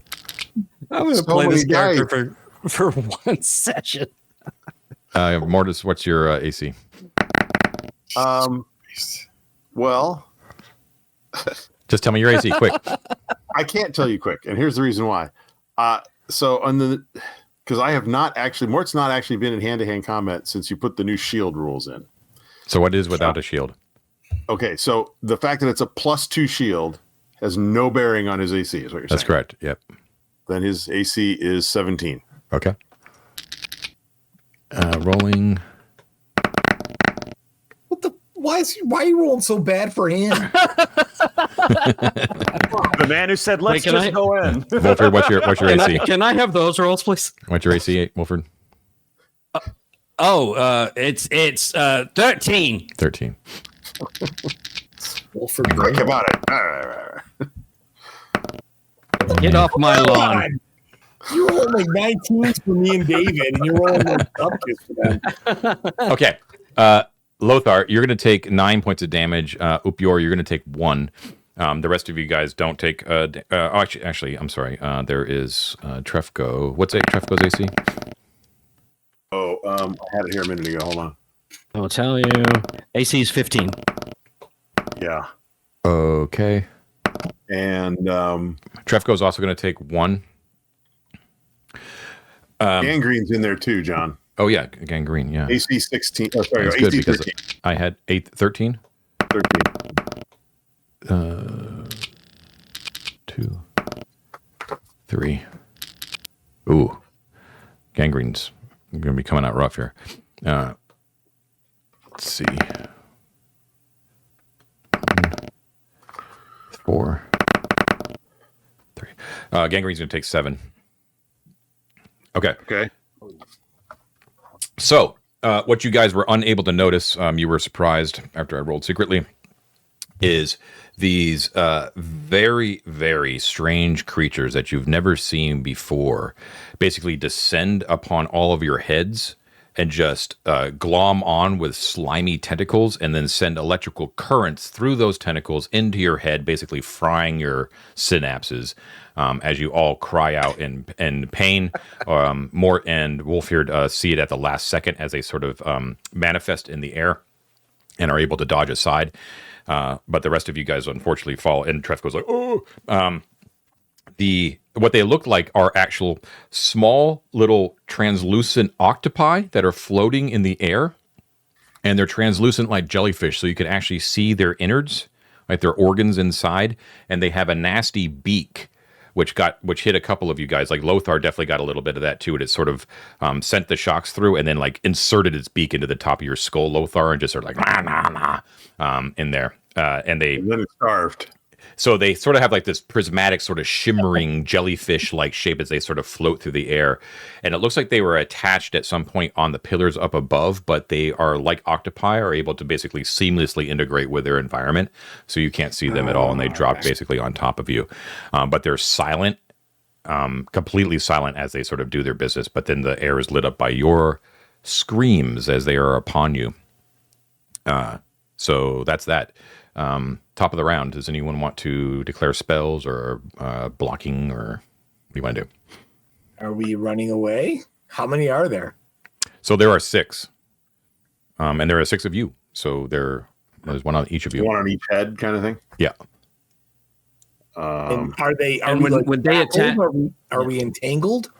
No, you're not. They basically struck you. But you are, anyone who got hit is now. Oh, Well, so they're not, everyone like, everyone is stuck in melee with them. So if you want to do movement, you have to declare it now. I'm leaving. Full retreat backwards, or do you want to move forward into the room? No. Full retreat backwards. Okay. Full retreat. I'm going to go with him. Okay. Anyone else retreating? Is the door within a fighting retreat that slows us down, right? Like if we do a fighting retreat, Fighting retreat, you get your full movement. No, I'm sorry. Fighting withdrawal, you get half of your movement, but you don't get the enemies don't get their attack. Don't get their bonus to attack you.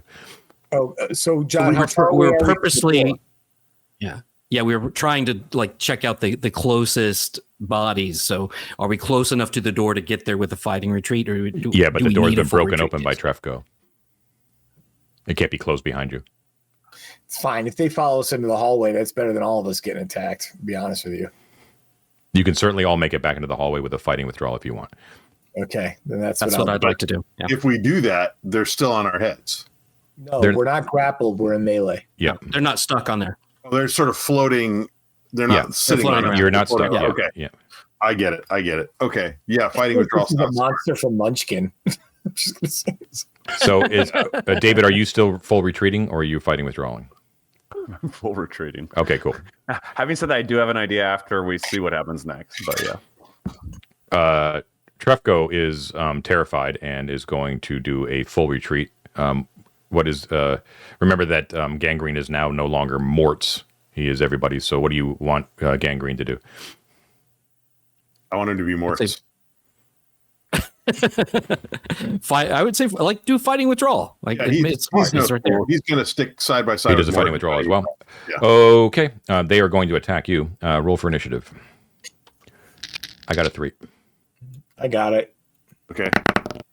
9. Yes. Got a 4. Do you want to do that thing we were doing at GaryCon where the person keeps rolling until they fail? I kind of like that. Yeah, that's fun. That's sure. cool. That's great. All right. Cool. So you guys win, and you're going to do your fighting withdrawals and retreats, which is good that you won because those who are retreating are not going to. Well, no, that's never mind. They will get the bonuses against those guys. But you beat ass out the door and run as fast as you possibly can. For those who are retreating. The other ones, so those of you who are withdrawing are going to be able to make it into the corridor, but not back out into the. Well, no, I guess you could. No, you can't, because you have move, right? You have 30. You have movement of 30, right? So we're like halfway down the hall. Yeah, halfway down the hall. The rest of you guys can. So Trefco and Opior can make it all the way back to the main room, to the smaller room. Trash room. Yeah. Okay. So yeah, you go, and then the creatures will float into that hallway as well. So they're pursuing. They're pursuing, yeah. Do they seem to float quite quickly, or is it conceivable we could outrun them?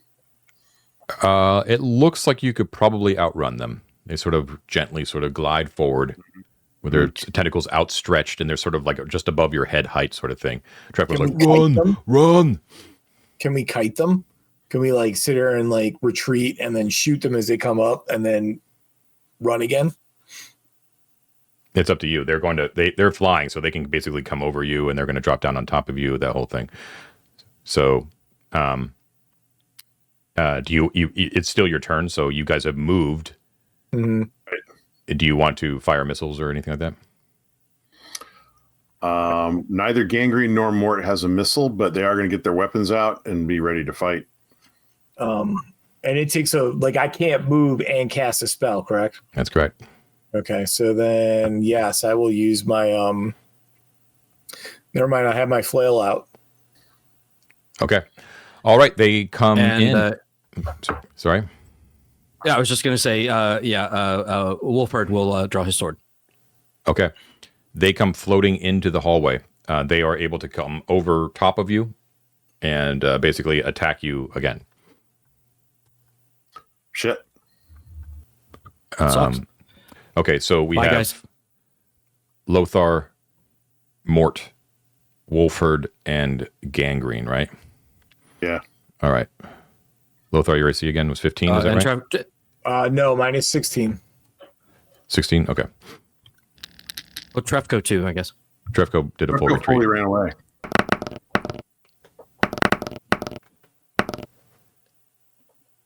The fighting with Charles turned out to have been a mistake. We should have just booked it. Yep. We should have, yeah. 1, 2, 3. You're going to take another 4 points of damage, Lothar, from electricity and beak in the head. I'm down to 4. Mort, your AC again? 17. 17.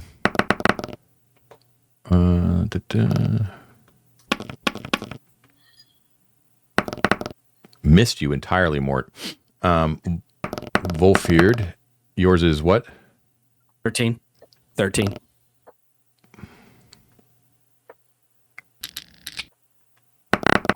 Okay.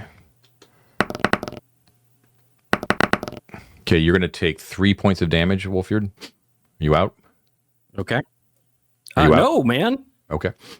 No, I'm good. All right, you're taking it just from the tentacles great. as they I sort of feel awesome. launch onto your brain. And then lastly, Gangrene's AC was what? 13. 13. Yeah. Okay. Ooh. Oh, that doesn't look good. Oh my God.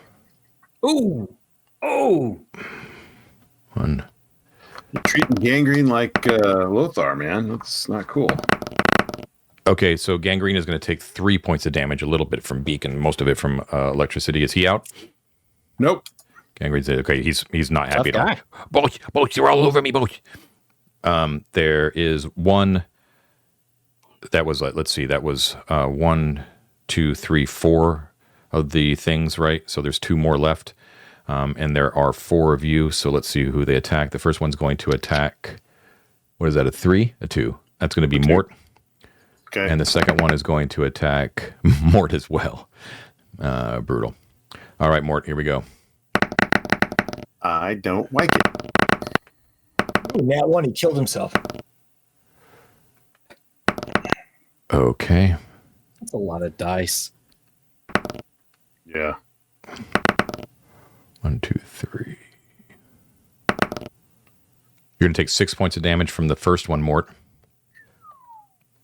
And then the last one that attacks you. So you've got 3 on you right now, Mort. Yeah. Oh my God, we're gonna TPK to fucking balloons. This is ridiculous. You're going to take one more point of damage. 1 more point of damage from the other one. What was the first one? 4 points? Yeah, and then an additional 4? 1. Okay. Okay. So you can see that Mort is just like, he's like tearing all around in the middle of the hallway. He's got like 3 that he's trying to like rip off of him, and the other ones are floating around the other guys. That was the bottom of the round. Top of the round, any blocks, running spells, declares. I'm going to flee at top speed. Okay. Full retreat. All the way back up to the goblin fucking debauch room. Okay. Yeah. I'm going to exercise the wiser part of valor and also fully retreat. Okay. Anyone not fully retreating? I think Gangrene and Mort will also fully retreat with their hands waving above their heads like this. Okay. Would be all right. I assume you're going to be doing the same thing as before. All right. Correct. So everyone books it as fast as they possibly can. Roll for initiative to see if they can snag you before you go. See, now this is where I don't really want to have to roll because Come on, Mike. Come on. yes, Hey, nicely done, Mike. Fuck on Vul, huh? Okay, All right. so you guys are just like, fuck this. You're like, run, and you all book it back into the smaller hall with columns, and you run through that busted door in the west, which Trefco also knocked down. Run over the barricades and back north, and go squealing back to your mommies and cry, and you look really not heroic at all. So, good job, guys. No, that went very, very badly. Yeah, God, when we get back up safe, I'm just gonna go ahead and cast my cure light wounds on myself now. Yeah, so we'll say you're back in the east-west passage with the 2 magic mouths. Yeah. And they're yammering at you, and you guys are really hurt, but so you're not really phased by it really right now. Lothar, you can cast that on yourself if you want. I got back 4. 4 hit points, Yeah. okay. All right, so you're feeling a little bit better, but the rest of you guys are just like, oh my god, that was awful. And you see you've got like these horrible sort of tentacle marks on top of your head, where those of you who actually have hair, where the tentacles have actually turned it like a shock of white. Well, that's Gives you- cool. Wow. So, and you're just like in a, it's a bizarre feeling as electrical pain sort of is, especially for people who aren't used to like electrical pain. It would be very off-putting, and you feel pretty awful. Trefko is not happy at all. Like he We're gonna get he into thought he was bananas. going to a better place than the first guy that you draw him to are these awful floating octopi. He's like, oh, much happier back at Well of Light. I regret ever complaining about Gary Ladd leaving me there to guard. But I but was the look how- monkeys. These guys never. This happens all the time with you people. What are you thinking? So a yeah, turn went by. questioned ourselves. Don't worry, Trefko. This doesn't happen all that much, and every time it does, it's a badge of honor. That's right. You survived it. Good job, buddy. He just like Now, This is the worst Trefko, badge we of hire honor a I've bunch ever of seen. mercenaries. Now, Trefko, we hire a bunch of mercenaries to go in there and cleanse that place with fire. Yeah, I was gonna say, let's invent the flamethrower real quick. And he sort of good. he giggles lowly as he kind of idly picks up your locks of white hair. He's like, "Oh, you look funny now." Do we get the impression that they were spectral or corporeal? John? Corporeal. They were corporeal. Well, we got nets, guys. Yeah, but that was I mean, horrible. they're big I don't jelly wanna keep one. No, no. All right. Yeah, man, we got to go back Also, in there. they There's like definitely- 8 adventurers worth of gear in that room. We got to Well, go in. What I was gonna do is try to grappling hook that wizard's body out from the middle of it, but Yeah. yeah, but The other But thing is now they're all over the damn place. we need to go down there with crossbows. Maybe we could Think I- go to the Goblin Market and have like wide rubber hats made, that like thermally insulated. Yeah, they seem to act like and move as if they were like undersea creatures, right? Like they had that very jellyfish octopus sort of. Bounce Yeah. like that. Yeah, kind of. exactly. Sort Yeah. of moving through the air. Yeah, Very and dark they soul. just sort of drop down from camouflage, just right on top of you, and just they weren't even like vicious. They just sort of like dropped on top of you and ate you, and then moved on. not to weasel too much, John, but in the observation of their speed, if there were a player who were especially reckless and especially fast, did Upior get the impression that sprinting as fast as possible through that pillar room would outrun their pace? Yes. You know I'm going to do it. Yeah, they do not move fast. Yeah. So, Well, just possibly related to this, David, something we forgot to discuss before we went out adventuring is who is wearing the rings, correct. which gives us an AC bonus because of the protection for one thing, and the invisibility for another. So, I mean, I guess Mort's probably still got one on, but we can decide. We should decide before we play again who's wearing them. Oh, I should FYI. point out too. I was looking those up the other day, and if it wasn't clear, I think we were doing this, but just so we know for future use, it is the person who is wearing the the only person that can initiate the ring's effects is the one that's going to be taking the detrimental effect. Oh, Okay. That's good. we were not Yeah. doing that. Yeah. So just be aware that that is the case. Guys, we got 5 minutes. Yeah. What do you want to do?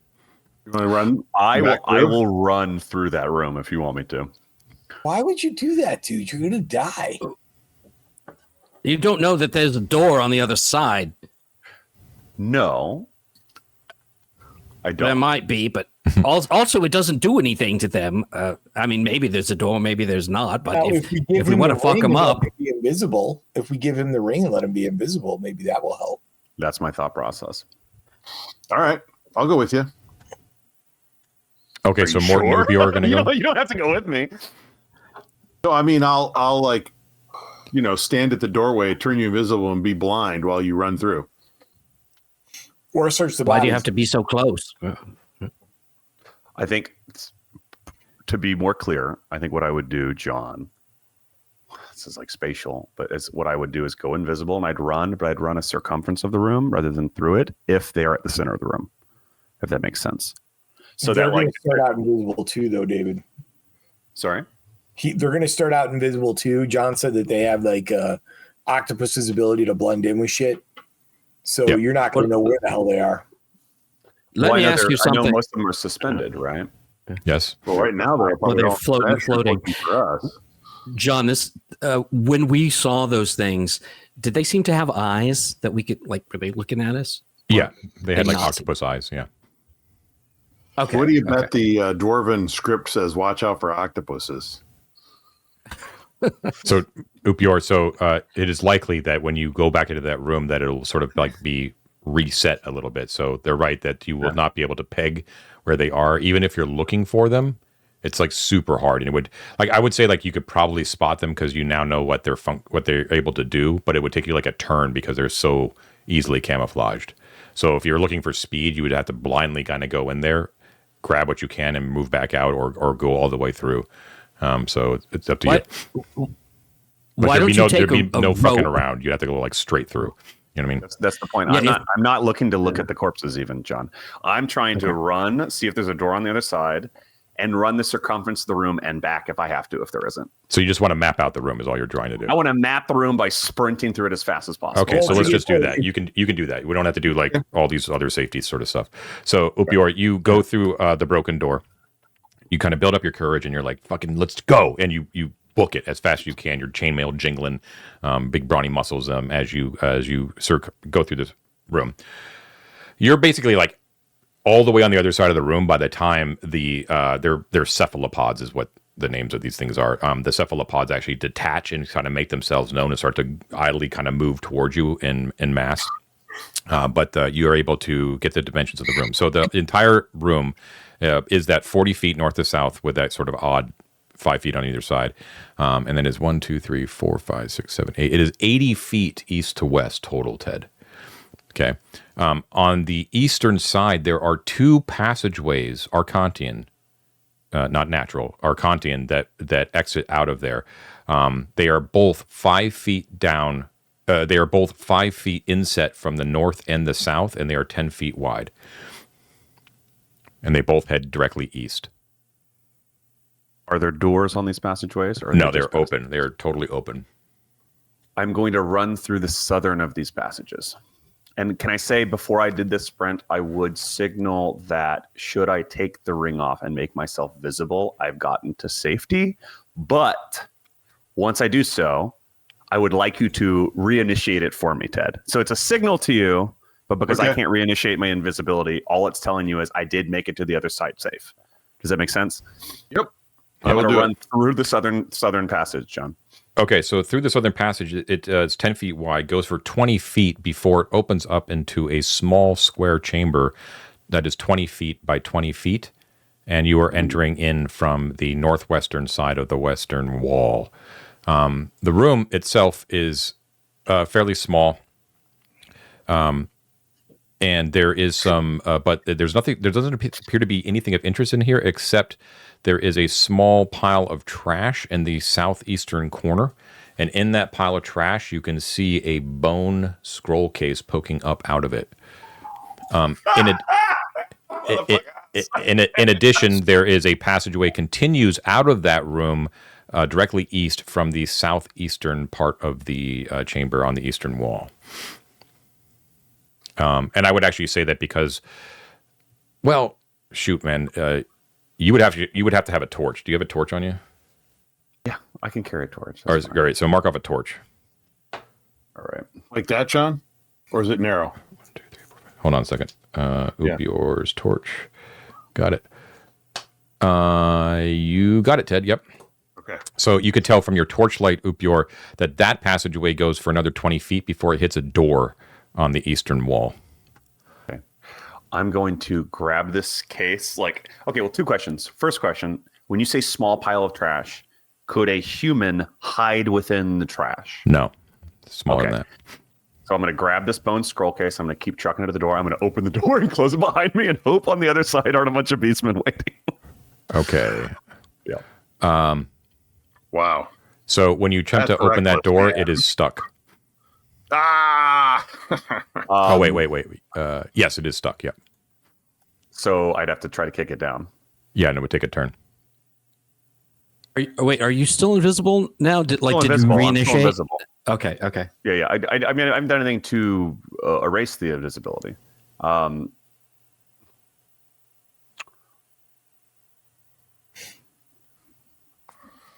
So, John, what I'm going to do, yeah, go ahead. we got to stop. Yeah. Final act. I'm going to leave the torch that I have in my hand Uh-huh. where my cursor is, basically with the pile of trash. Ooh, would that light it on fire? It depends on what kind of trash it is. You might be able to prop it, like if it's like statuary and stuff like Yeah, that. I'm gonna just prop it there so there's light there. If not, if it catches fire, I don't really care. Point being is I want to try to open that door, yes, within a turn, but I'm hoping the light will be more of an attractant initially when it's not in my hand because I'm still invisible, right? Okay. So, all right. Yeah, the cephalopods are going to follow you in there because they have no reason not to. And I do think that if you're going to be, you know what, I'll roll. Let's see. What did I say? 6? Okay. All right. I'm going to say 4 of them are attracted by the light while you are doing it, but 2 are going to be able to get free attacks on you when you're attempting to do the door. That is I'm invisible. He is invisible. Oh, I'm you're invisible. invisible. You're invisible. Yeah. Which is why I put the light there, because as someone who's invisible, I thought both a distractant Okay. Yep. and All right. my Yeah. invisibility. Yeah. Okay. That's fair enough. I buy that. All right. So we'll say a turn goes by, and you are finally. Well, you got to make the roll. Make the roll. You don't just open the door. So open D6, doors. I guess. Yeah. What is my open doors? Open So they're- stuck doors. 4 and 6. Okay. You're such a beast. I know. That's why I wanted to try it. Oh, you can't. You can't. Oh.